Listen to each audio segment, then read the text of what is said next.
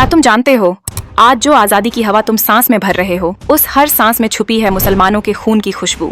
ये खून सिर्फ जंग के मैदान में नहीं बहा, बल्कि मस्जिदों के सामने, जेलों के अंधेरों में और गुप्त फांसी के मंच पर भी टपका।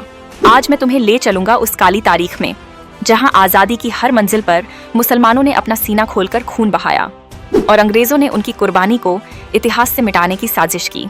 711 ईस्वी में मोहम्मद बिन कासिम ने सिंध फतह किया। वो सिर्फ हाकिम नहीं थे, उन्होंने इंसाफ, बराबरी और इंसानियत की नींव रखी। इसी नींव से जन्मा था विरोध का जज्बा। सदियों तक मुस्लिम बादशाहों ने इस धरती पर एकता का परचम लहराया, लेकिन जब अंग्रेज व्यापारी बनकर आए और गुलामी की जंजीरें कसनी शुरू की, तब सबसे पहले तलवार उठाई मुस्लिम नवाबों, सेनापतियों और आम लोगों ने।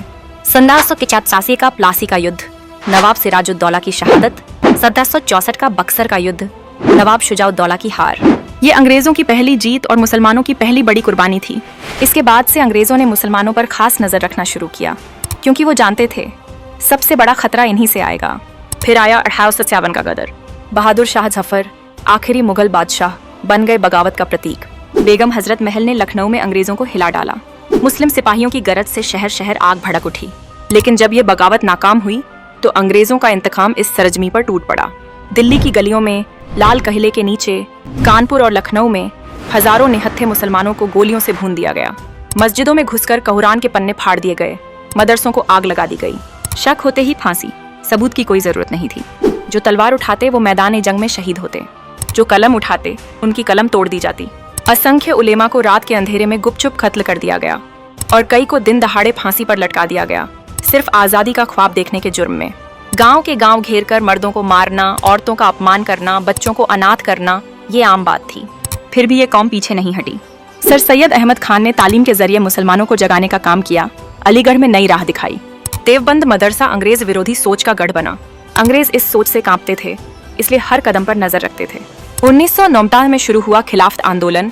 अली ब्रदर्स, मौलाना अबुल कलाम आजाद, हसरत मोहानी, इनकी आवाज ने अंग्रेजी हुकूमत को हिला दिया। हिंदू मुस्लिम एकता का सपना दिखाई देने लगा और ये सपना अंग्रेजों की नींद उड़ाने के लिए काफी था। मुस्लिम औरतें भी पीछे नहीं रहीं। फातिमा बीबी, रुकैया सखावत हुसैन जैसी कई बहादुर महिलाओं ने जलसों में हिस्सा लिया, जेलें काटी, औरतों को संगठित किया।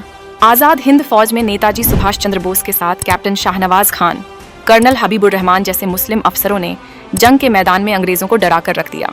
1851 से 1947 हर दशक में मुसलमानों पर कत्लेआम चलता रहा। अंग्रेज जानते थे अगर मुसलमानों की रीढ़ तोड़ दी तो आजादी का ख्वाब टूट जाएगा। इसीलिए उन्होंने योजनाबद्ध तरीके से नेताओं, उलेमा, किसानों, सिपाहियों, हर उस शख्स को मार डाला जो आंदोलन में था। 1947 के भारत छोड़ो आंदोलन में भी मुसलमान अगली कतार में थे। अब्दुल गफ्फार खान का खुदाई खिदमतगार अहिंसक आंदोलन साबित कर चुका था कि आज़ादी के लिए सिर्फ हथियार नहीं, अटूट ईमान भी काफ़ी है। और फिर आया 1947। आज़ादी मिली, मगर साथ आया बंटवारा, खून की नदियाँ और लाखों मुसलमानों का बेघर होना। लेकिन एक सवाल आज भी हमें काटता है, क्यों आज की किताबों में, क्यों आज की फिल्मों में, क्यों आज के भाषणों में मुसलमानों की ये कुर्बानी हमें नजर नहीं आती? क्यों बहादुर शाह जफर का नाम सिर्फ शायरी में आता है, इतिहास में नहीं?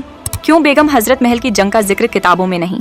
क्यों आजाद हिंद फौज के मुस्लिम अफसरों की तस्वीरें हमें नहीं दिखाई जाती?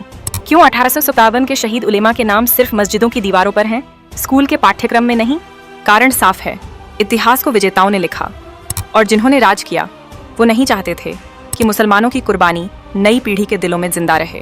वो जानते थे अगर ये कहानी जिंदा रही तो ये कौम कभी झुकेगी नहीं।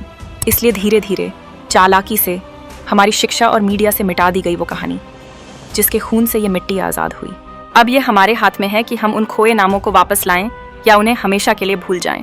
अगर हमने भूल गए तो एक दिन हमारी आने वाली पीढ़ियां मान लेंगी कि मुसलमानों ने तो इस देश की आज़ादी के लिए कुछ किया ही नहीं। और अगर हमने याद रखा, कहानी सुनाई, किताबें लिखी, वीडियो बनाई, तो कोई ताकत इस इतिहास को मिटा नहीं पाएगी। याद रखो, आज़ादी के इतिहास में मुसलमानों की कुर्बानी कोई हिस्सा नहीं, ये वो बुनियादी स्तंभ है जिस पर पूरी आज़ादी की इमारत खड़ी है। अगर ये स्तंभ गिरा तो इतिहास ढह जाएगा, लेकिन हम इस इतिहास को जिंदा रख सकते हैं।